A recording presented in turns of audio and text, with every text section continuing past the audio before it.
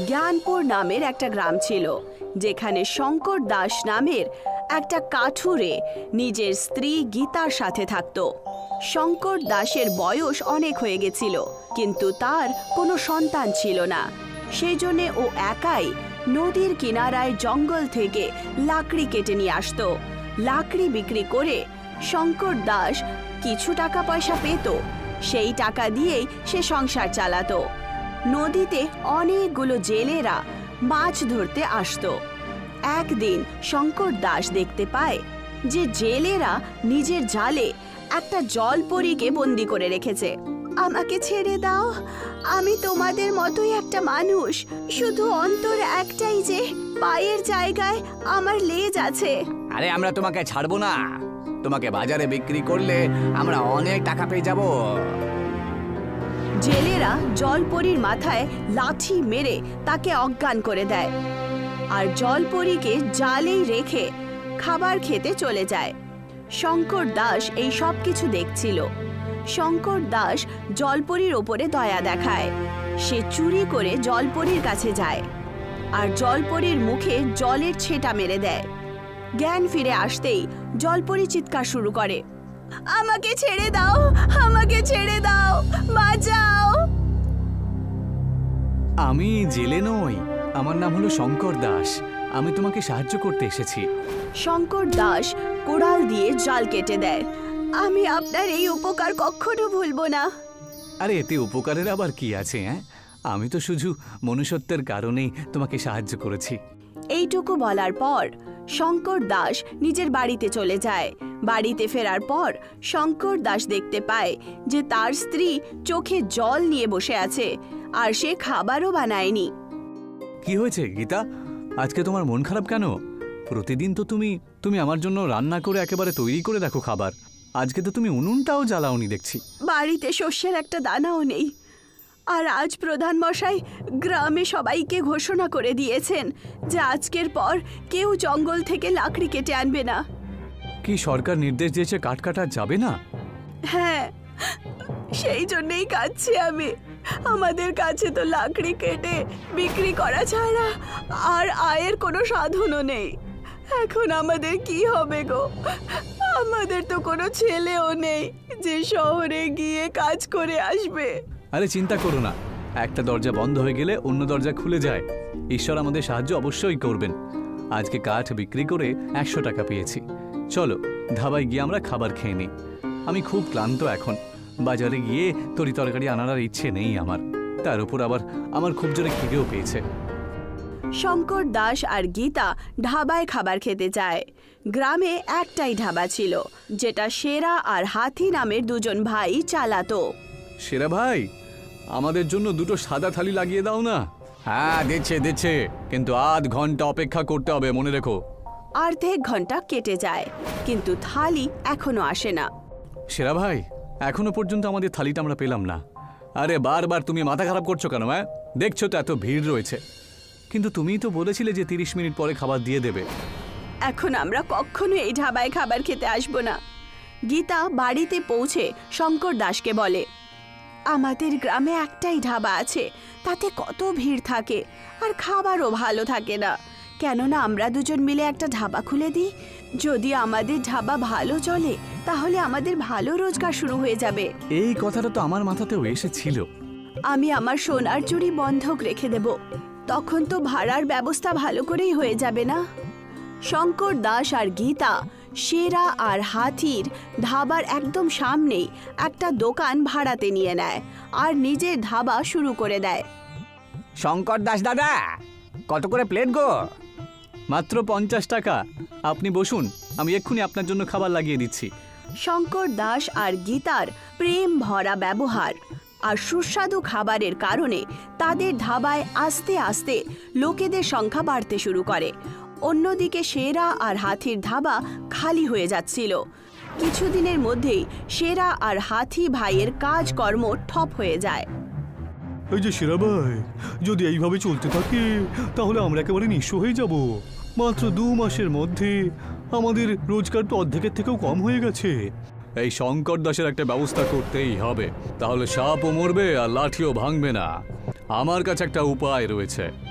সেরা শঙ্কর দাসকে ছোট্টবেলা থেকে জানতো।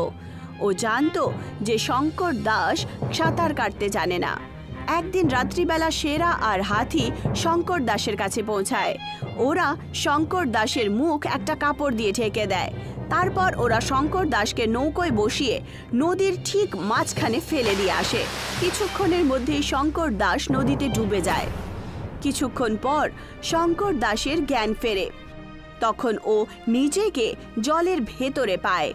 ওখানেই জলপরি, যার শঙ্কর দাস একবার প্রাণ বাঁচিয়েছিল, সে শঙ্কর দাসের ঠিক সামনে দাঁড়িয়েছিল। আমি এখনো বেঁচে রয়েছি কি করে? কয়েকজন বদমাশ আমার মুখের ওপরে কাপড় বেঁধে আমাকে নদীতে ফেলে দিয়েছিল। আমি তোমাকে বাঁচিয়েছি। কিন্তু আমি জলের তলায় নিঃশ্বাস নিচ্ছি কি করে? কারণ আমি তোমাকে একটা জাদুই গুলি খাইয়েছিলাম। জলপরি শঙ্কর দাসকে একটা কলসি দেয়। যখনই তুমি এই কলসিতে হাত দেবে, এর মধ্যে থেকে একটা গুলি বেরিয়ে আসবে।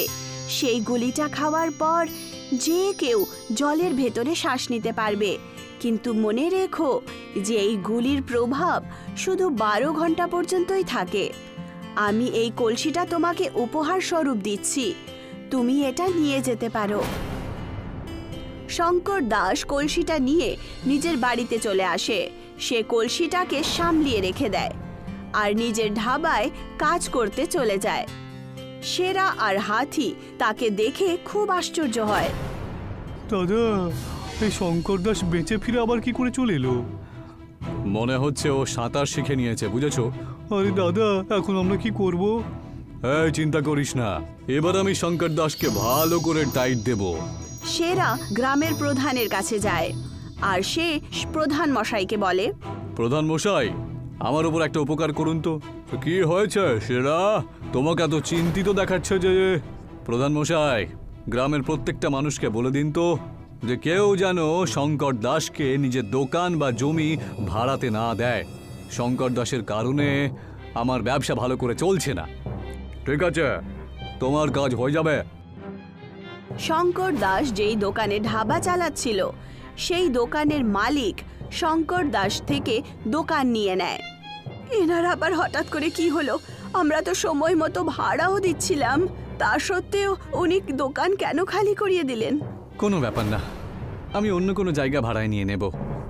শঙ্কর দাস উদাস হয়ে নদীর কিনারায় চলে যায়। তক্ষুনি সেই জলপরি যে শঙ্কর দাসকে কলসি দিয়েছিল নদী থেকে বাইরে আসে। কি হয়েছে শঙ্কর দাস? আজ তোমাকে দেখে দুঃখী মনে হচ্ছে।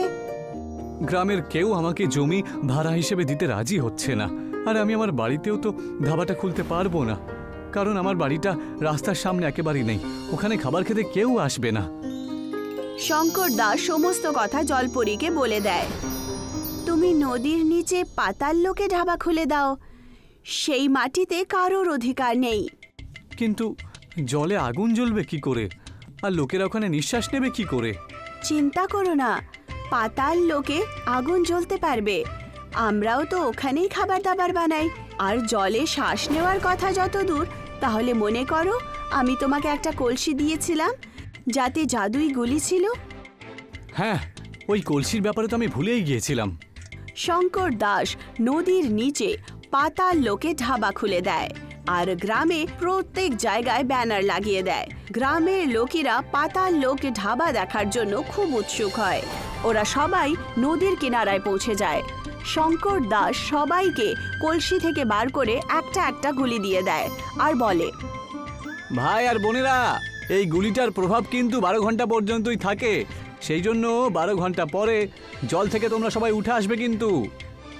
লোকেরা নদীর নিচে গিয়ে পাতাল লোক ধাবায় শঙ্কর দাসের ওখানে খাবার খায় আর পাতাল লোকে ভ্রমণও করে।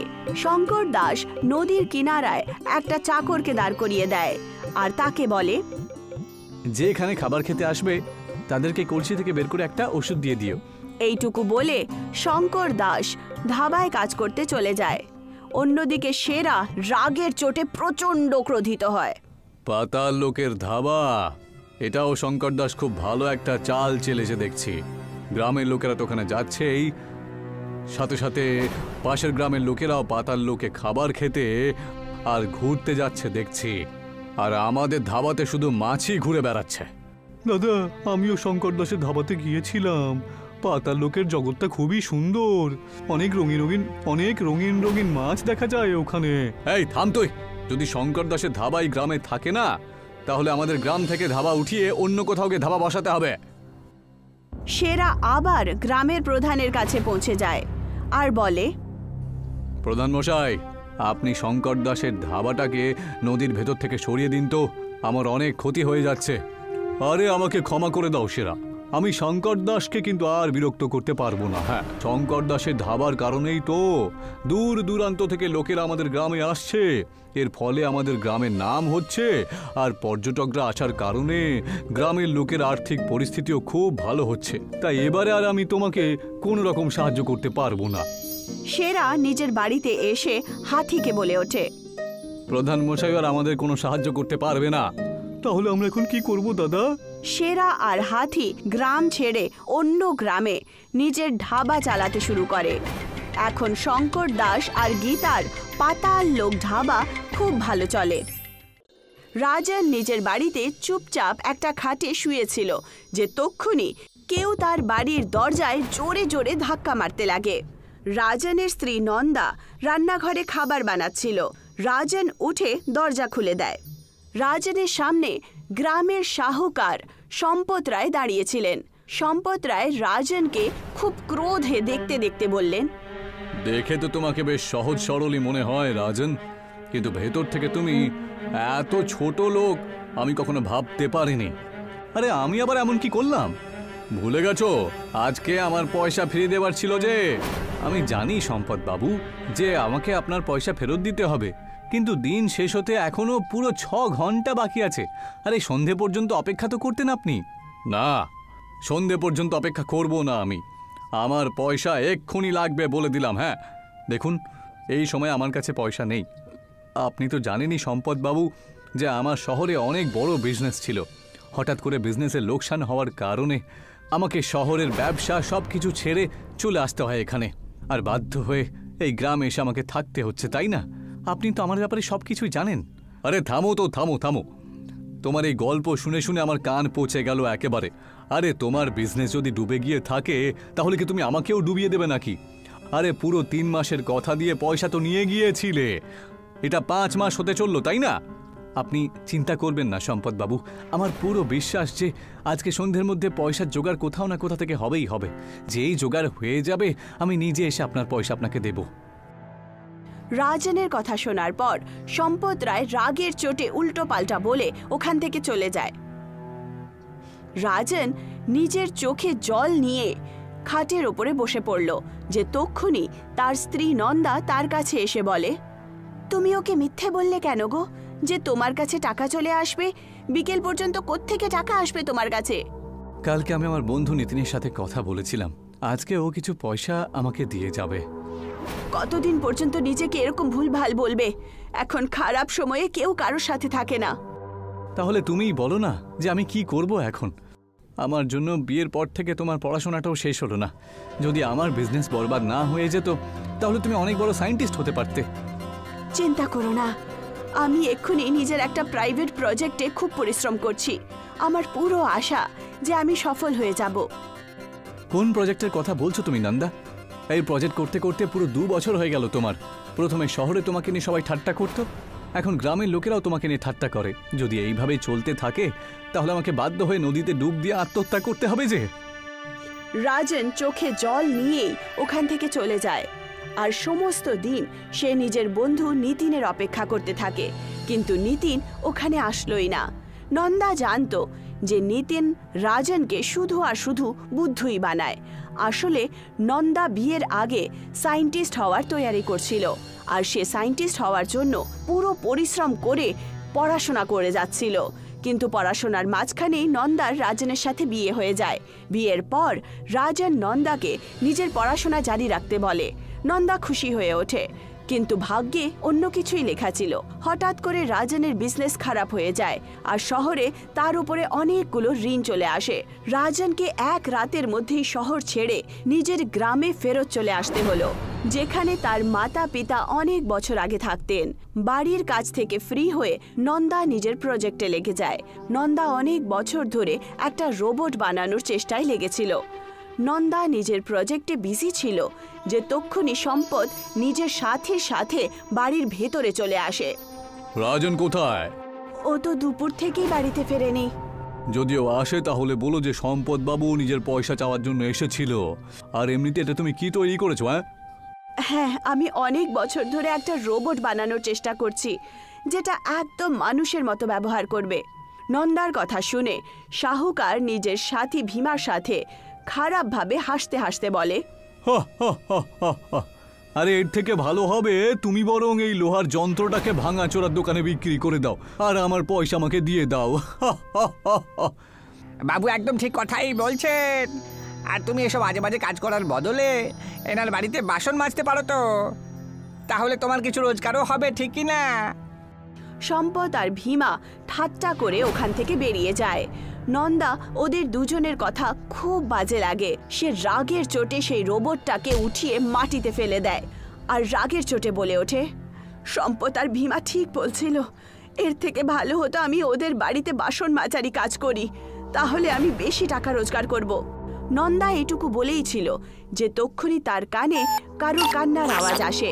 নন্দা অবাক হয়ে এদিক ওদিক তাকায়, কিন্তু সে দেখতে পায় আওয়াজ অন্য কোথা থেকে নয়, বরং রোবট থেকে আসছে।